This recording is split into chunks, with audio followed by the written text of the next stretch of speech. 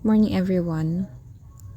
To introduce the staff of the Menor Family Office, we were greeted by Miss Honey May Principe and matagal nang staff siya ng Menro Family. Si Miss Nikki Crizen Nagum naman po ay ang current head ng Menro Family Office.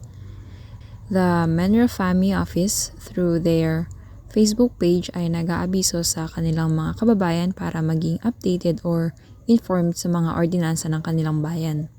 As you can see sa Facebook post nila nito lang September 27, may infographics tungkol sa segregation at source o kung maaari ay bawasan yung mga na-generate nilang basura sa bahay pa lang o yung tinatawag na source reduction. Ayon sa Kautosang Bayan bilang 5 noong taong 2018 o ang Pambayang Ordinansa sa Komprehensibong Pangasiwa ng Basura.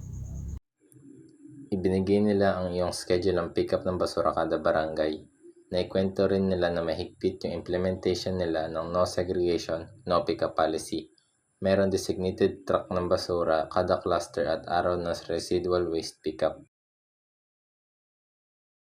Ito yung green and white truck. Kasama ang mga eco warriors o ang kanilang mga eco police para i-inspect yung mga bawat sako ng basura kung nakasegregate ba ito. Personal ding nasama sa truck ng basura ang ating mga staff para masiguro na hindi naiisahan ng mga tao ang kanilang eco warriors. Eco warriors yung mga tawag nila sa kanilang mga garbage collector.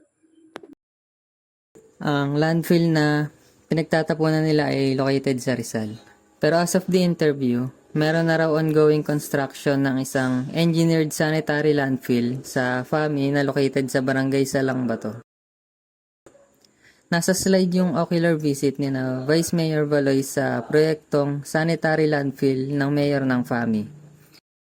At yung mga recyclable waste naman na nakolek ay napupunta sa material recovery facility ng FAMI na located din sa Barangay Salang Bato. Ayon kina Miss Nikki at Miss Honey May, talagang yung mga residente na ang mga pasaway. Minsan hindi nagsisegregate ng basura nila. Kaya kapag personally kasama sila ay nahalukay nila mga basura hanggang ilalim at tinitignan kung may nakatago bang hindi nakasegregate. So if hindi nila nagawa yun, either bibigyan sila ng ticket ng eco police nila o kaya hindi ito pipick upin. Yung ticket ay depende kung nakailang offense ka na, nakasaad sa kanilang Municipal Ordinance Number 05 yung kaukulang bayad sa paglabag dito.